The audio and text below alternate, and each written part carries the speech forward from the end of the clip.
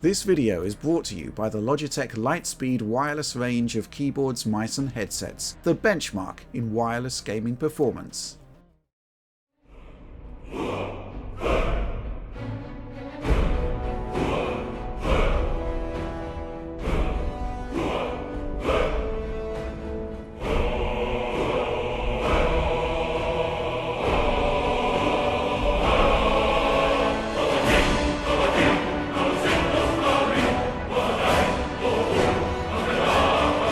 So this is very interesting. A while back I took a look at user mods for Skyrim that opened the door to running the game at 60 frames per second on Xbox Series X and Series S.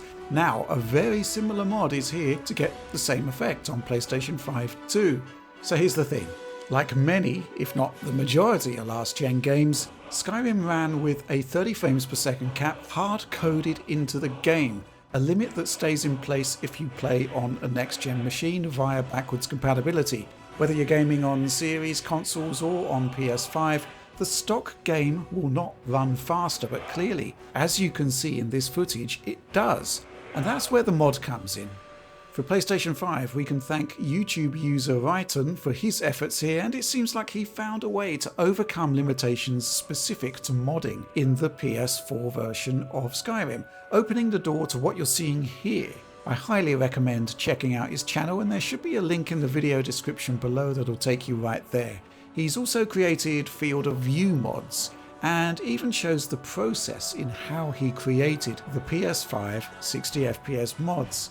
I found it to be really interesting viewing. So essentially what the mod does is pretty straightforward. It removes the 30 FPS cap and also makes adjustments to physics to ensure that they work fine at 60 frames per second. I'm showing the installation procedure for the mod here. Simply search for the mod within Skyrim, select it, and then restart the game. And then, if you prefer, disable the mod without restarting in order to retain trophy support. Yes, you can run this mod and still retain the ability to get trophies, similar to the effect on the Xbox Series X mod. So yeah, similar to the back Compat Plus versions of Ghost of Tsushima and Days Gone, removing that hard lock to 30 and making 60Hz VSync the limit allows PlayStation 5 to unleash more of its horsepower, transforming the game in the process. It also serves to show us just how potent the upgrade is, because in going back to the PS4 Pro version, I was actually surprised at how unstable it is, often dipping beneath the target frame rate. So here's the thing, the mod also works on the PS4 and the PS4 Pro, meaning that we can see how each machine runs the game at their respective settings, 1080p and 4K respectively. Now there's a bit more to it than that. There are some minor foliage tweaks in favour of the PS4 Pro, but otherwise resolution is the only noticeable differentiating factor. Results here are eye-opening to say the least. Most PS4 Pro games are tuned to ensure that they run at the same level of performance or better than the base PlayStation 4 version, but we kind of knew that this was not the case with Skyrim, owing to the Pro's inability to lock to 30 frames per second as consistently as the PS4 Amateur.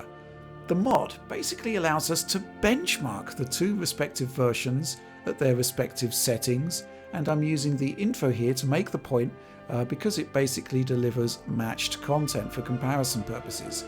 The Pro is essentially running with a 2 times power boost over the Amateur, but it has to service 4 times the pixels, and things don't quite work out. At the beginning, the base PS4 runs anything up to 8 frames per second faster than the Pro, which means it more easily locks and maintains its original 30 frames per second target compared to the Pro, which did struggle.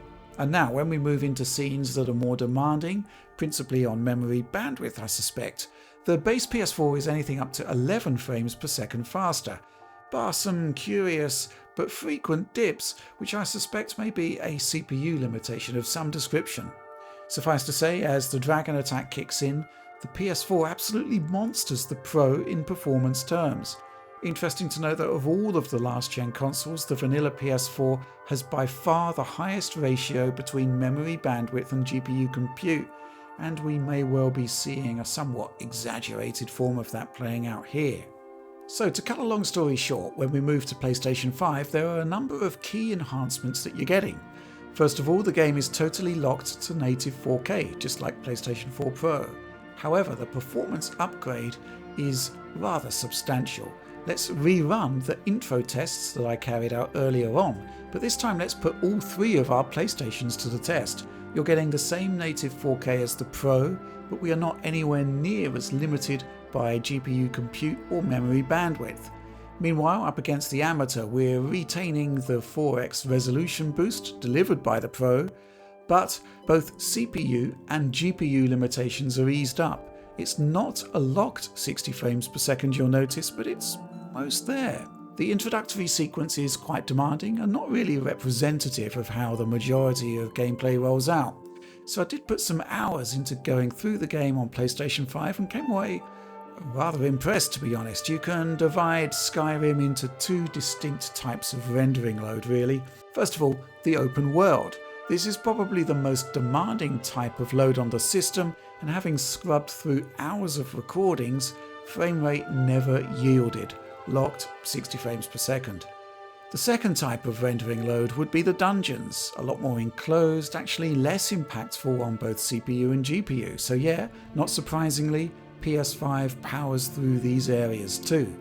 The upgrade here, 60 versus 30, is profound, but really it's up against PS4 Pro, where the performance upgrade is even more impactful. There was also a sense of instability when playing the Pro version of the game. I mean, it wasn't bad, far from it, but it just didn't have the consistency I would want from a game targeting 30 frames per second, and PlayStation 5 cleans it all up. So, is it a complete bill of health? Well, no. I played up until the point where you have your second encounter with a dragon, and this one is even more impactful on performance. A lot more fire, a lot more smoke, you name it. Seems to me that Skyrim doesn't operate with dynamic resolution scaling on the Sony platform.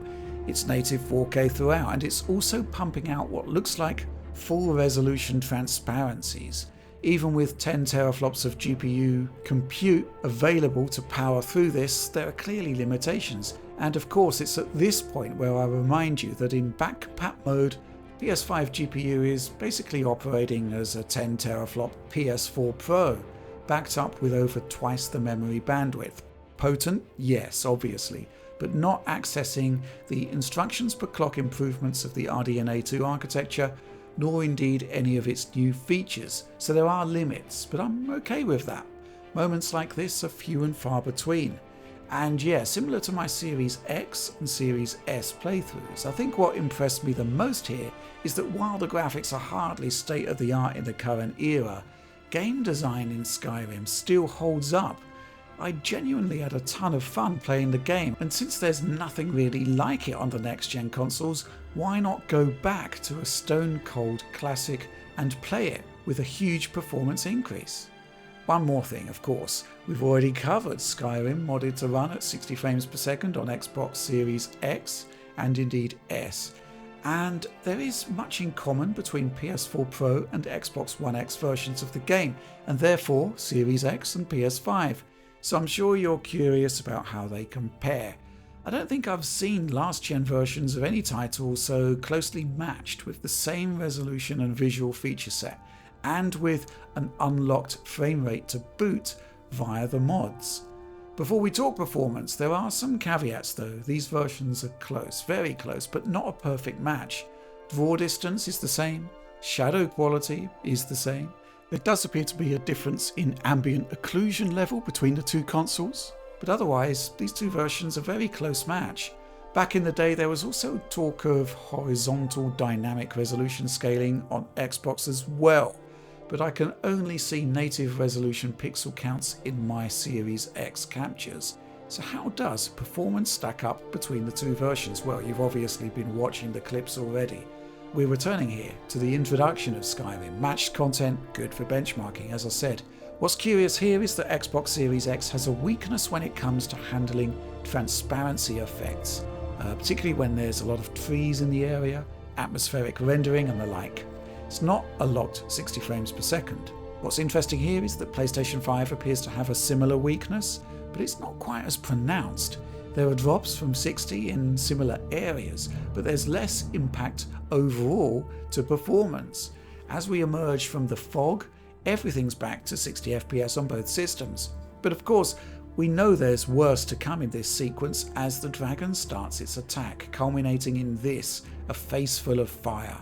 Not quite matched footage anymore as this is gameplay, but both systems hit a minimum of 43 frames per second. Beyond that, we lose sync, but Xbox does seem a little less stable, something that does persist into the main game. A curious comparison. Perhaps the closest we've seen so far in back compat, and I am fascinated by the PS5 result.